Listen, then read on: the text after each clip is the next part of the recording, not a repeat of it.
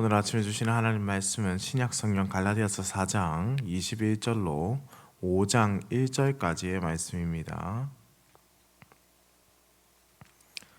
신약 성경 갈라디아서 4장 21절부터 5장 1절까지의 말씀입니다. 함께 한 목소리로 읽도록 하겠습니다. 내게 말하라. 율법 아래에 있고자 하는 자들아, 율법을 듣지 못하였느냐?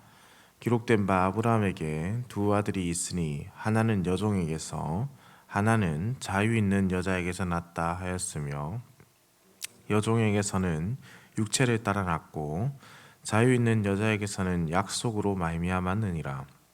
이것은 비유니 이 여자들은 두 언약이라. 하나는 신의 산으로부터 종을 낳은 자니 곧 하갈이라.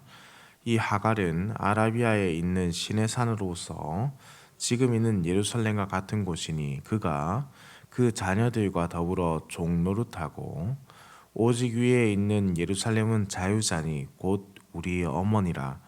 기록된 바 잉태하지 못한 자여 즐거워하라. 상고를 모르는 자여 소리질러 외치라. 이는 홀로 사는 자의 자녀가 남편 있는 자의 자녀보다 많음이라 하였으니 형제들아, 너희는 이삭과 같이 약속의 자녀라. 그러나 그때에 육체를 따라 난 자가 성령을 따라 난 자를 박해한 것 같이 이제도 그러하도다. 그러나 성경이 무엇을 말하느냐? 여종과 그 아들을 내쫓으라. 여종의 아들이 자유 있는 여자의 아들과 더불어 유업을 얻지 못하리라 하였느니라. 그런즉 형제들아, 우리는 여종의 자녀가 아니요 자유 있는 여자의 자녀니라.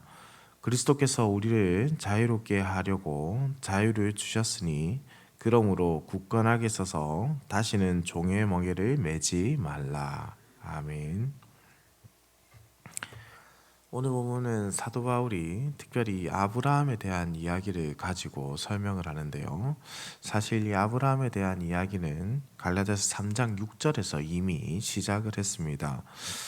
그런 다음에 다른 이야기를 중심으로 이제 그 글의 흐름이 진행되었다가 오늘 본문에서 이 아브라함의 이야기를 마무리하는 장면을 담고 있습니다.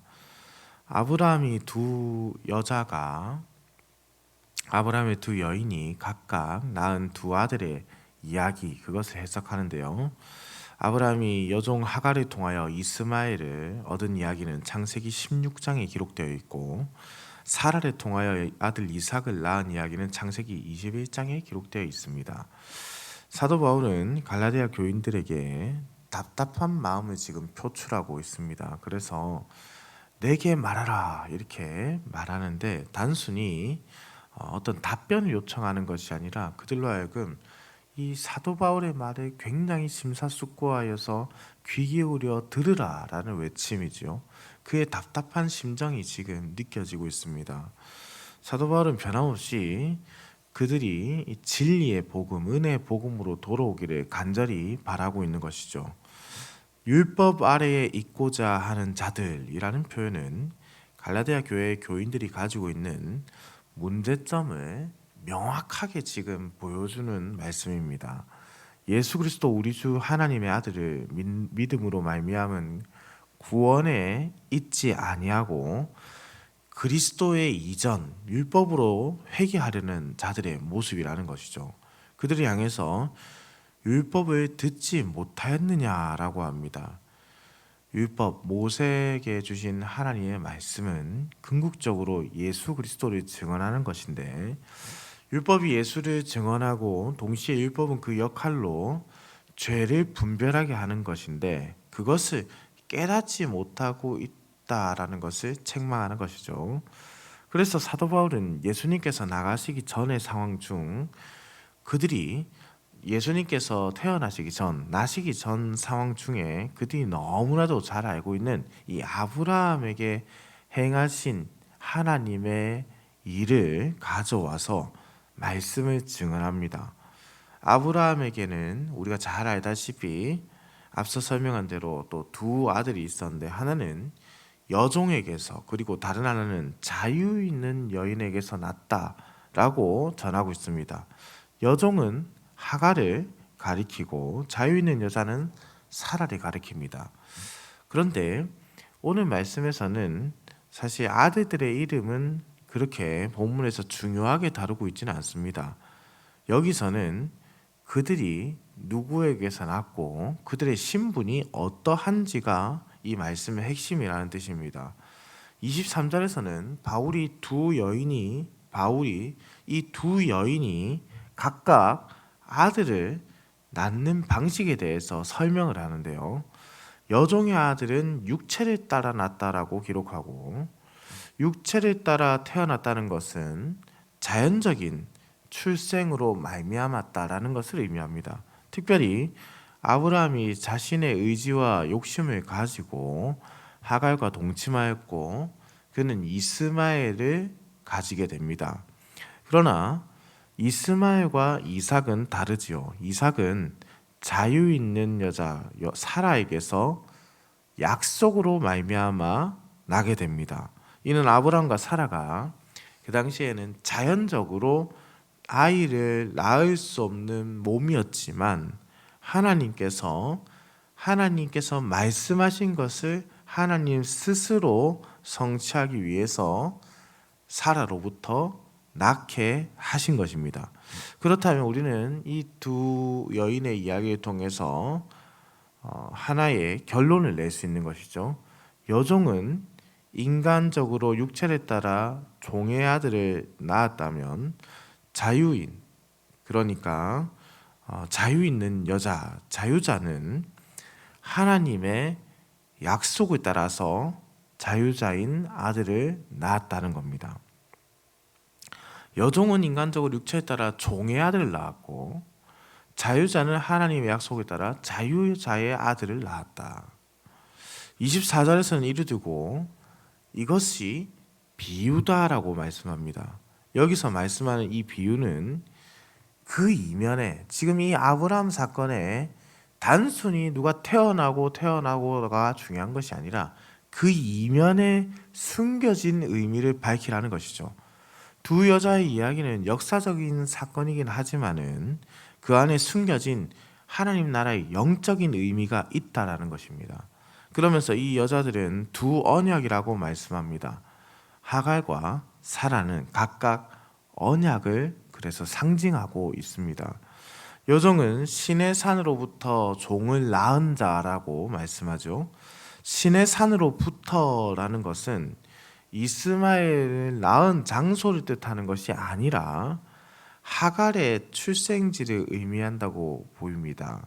하갈은 아라비아 시내반도 부근에서 태어났고 이스마엘을 낳은 곳은 창세기 16장의 근거에서 본다면 가나안 땅이기 때문에 그렇습니다.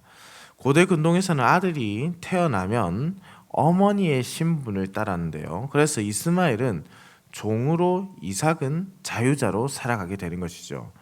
사도 바울은 하갈의 모습이 율법이 주어졌던 이 아라비아의 산 신의 산을 나타낸다라고 본 것입니다. 그래서 하갈의 아들이 종이 되었듯이 신의 산에서 주어진 율법은 사람들을 율법의 종이 되게 했다라는 것을 논증하는 것이죠. 지금 예루살렘이란 율법의 그 중심을 의미합니다. 율법의 핵심 도시죠. 바리새인, 사두개인, 율법학자들이 율법을 논하고 가르치는 바로 그 예루살렘입니다. 율법의 진정한 의미를 깨닫지 못한 자들이 율법에 종속되어서 율법 아래 살아가게 한 바로 그곳, 바로 지금 예루살렘이라는 표현입니다. 사도 바울은 사라에 대하여서는 위에 있는 예루살렘, 그것은 자유자다라고 말씀하고 있죠. 곧 하늘에 있는 예루살렘입니다. 영적인 하늘, 하늘에 속한 복음, 하늘의 복음, 그것이 바로 사람들을 자유롭게 하는 것이죠. 위에 있는 예루살렘을 두고 또 사도 바울은 우리 어머니라는 표현을 사용하는데요. 우리 어머니, 이것을 두고 하나님 어머니라고 해석해서는 곤란하겠습니다. 그렇지 않고요. 여기서 우리 어머니란 바로 교회를 의미합니다. 하나님의 공적 교회인데요. 그렇다면 예수님은 하늘로부터 오셨고 그리스도의 복음을 전하게 하시고 교회를 세우신 하나님의 은혜가 교회 안에서 복음으로 성도들을 양육해 하는 어머니의 역할을 한다라는 것이죠. 교회에 유대인과 이방인을 구분하지 않는 은혜가 있고 이들 모두 하나님의 자녀라는 것을 알려줍니다. 그래서 교회는 신자들의 어머니로서 바른 말씀과 바른 성례로 그 신자들의 자녀와 같이 양육해야 한다라고 이제 칼빈도 말을 했는 것이죠. 그러니 사도 바울은 이어서 증언합니다. 형제들아, 너희는 이삭과 같이 약속의 자녀라 라고 말합니다. 육체를 따라 난 자들이 아니라 약속에 의해서 태어난 자다라는 뜻입니다. 너희는 약속의 자녀들이다 라는 것이죠. 아브라함의 진정한 자손이란 하나님의 약속의 말씀에 근거한 자들이다 라는 뜻입니다. 육체를 따라 난 자가 성령을 따라 난 자를 박해하는 것 같이 라고 했습니다. 이 표현은 바로 이 이스마엘이 이삭을 괴롭혔던 것을 의미하는데요. 창세기 21장 9절에 기록되어 있습니다. 사라가 본즉 아브라함의 아들 애굽 여인 하갈의 아들이 이삭을 놀리는지라 라고 되어 있습니다. 육체를 따라 난 자는 성령을 따라 난 자를 시기할 수밖에 없다라는 것을 알 수 있는 것이죠. 교회 안에서도 육체를 따라 난 자들이 성령을 따라 난 자들을 계속해서 핍박하는 이들이 발생한다라는 겁니다. 그 일이 바로 할례, 율법, 그것을 가지고 사람들이 꿰매 넘어가게 하는 것이죠. 그것이 이제도 그러하다. 그렇게 사도 바울이 말합니다. 이는 유대 율법주의자들이 그리스도인들을 박해하고 있다. 유대 율법주의자들이 여전히 그리스도의 복음을 받아들이지 않고 박해하고 있다라는 것이죠. 사라는 이스마엘이 이삭을 괴롭히는 것을 보고 참을 수가 없어서 아브라함에 가서 여종과 그 아들을 내쫓으라라고 했습니다. 이 이야기를 통하여서 사도 바울이 말하고자 하는 것은 이 갈라디아 교회 안에 들어온 유대주의자들과 그들의 가르침을 이 사라와 같이 물리쳐야 한다는 겁니다. 멀리해야 한다는 겁니다. 아니면은 이 자유자들이 계속해서 잘못된 것에 넘어가고 핍박당하기 때문에 그렇습니다. 그러니 우리는 5장 1절의 말씀을 주목해야 합니다. 그리스도께서 우리를 자유롭게 하려고 자유를 주셨으니 그러므로 굳건하게 서서 다시는 종의 멍에를 매지 말라. 그리스도께서 자유를 주셨다. 이는 우리의 자유가 얼마나 값진 것인가를 깨닫게 하는 것이죠. 그리스도께서 자유를 주셨다. 다른 누구가 아니라, 다른 인간이 아니라, 부모가 아니라, 형제가 아니라 그리스도께서 너희에게 자유를 주셨다. 이는 우리의 자유가 그리스도로 말미암는 자유, 종의 멍에를 매지 말고 굳건하게 주 안에서 서 있어야 한다는 그 근거가 되는 자유라는 것을 우리에게 밝히 알려줍니다. 사랑하는 흥덕현상교회 성도님들, 이 말씀을 우리가 오해해서 그러면 율법을 멀리하고 쫓아내어야 하는가? 그렇게 해서는 안 됩니다. 하나님께서는 우리를 율법의 의식들과 규례들로부터 자유롭게 하셨지요. 그러나 도덕적인 규정들에 대한 순종으로부터 자유롭게 하신 것은 아닙니다. 나는 이제 자유자가 되었으니 이 율법의 말씀들이 나에게 더 이상 의미가 없어. 나는 하나도 지키지 않고 살아갈 거야. 그것을 지키게 하는 것은 무의미한 일이야. 그런 것이 아니라는 뜻입니다. 도덕적인 규정들에 대한 순종, 하나님 말씀에 대한 적극적인 순종으로 우리는 자유자로서 나아가는 것이죠. 우리가 신자로서 윤리적인 책무를 지켜야 한다는 뜻입니다. 우리는 육체의 일을 죽이고 성령의 일을 따라야 하기 때문에 이 율법은 성령의 일을 가르치는 것이죠. 우리는 자유자들입니다. 결코 육체를 따라서 교회를 이룬 것이 아닙니다. 혈통과 육정으로 교회의 구성원이 되지 않는다는 뜻입니다. 오직 믿음으로 말미암는 이 새 언약의 백성된 우리 새 언약의 백성된 우리가 다시 육체를 따라 나르는 어리석음을 보이지 않도록 그것을 털어내어 버려야 한다는 뜻입니다. 사랑하는 흥덕 향상교 성도님들, 자유자로 나신 성도님들, 복음이 우리에게 있습니다. 율법이 우리를 속아 매고 우리를 고통스럽게 하는 것이 아니라 자유자인 우리는 율법을 아름답고 은혜롭게 지켜가며 하나님 나라에 사는 법도를 보여줄 수 있습니다. 하나님은 우리에게 그것을 원하시는 것이죠. 신자로서 그 삶이 어떠해야 하는가? 그 윤리적인 자세, 이 땅을 살아가는 방법. 그러나 그 신자가 되기에는 율법으로 말미암는 것이 아니라 신자는 오직 은혜로 말미암는다는 것, 오직 그리스도의 복음으로 말미암는다는 것을 일깨워 주고 있습니다.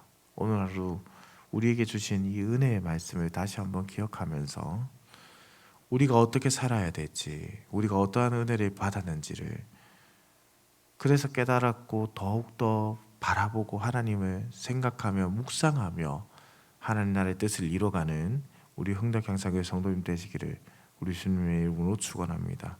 기도드립니다. 사랑과 은혜가 풍성하시며 인간의 생사와 화복을 주관하시는 살아계신 우리 하나님 아버지, 우리를 육체의 정욕에 내버려 두지 않으시고 택하여 부르사 성령의 일을 행할 수 있도록 인도하여 주시니 감사와 찬송을 올려드립니다. 하나님 아버지, 그럼에도 여전히 우리는 우리 자신에게 주신 은혜의 깊이와 교회를 향한 하나님의 사랑을 잊어버릴 때가 많이 있습니다.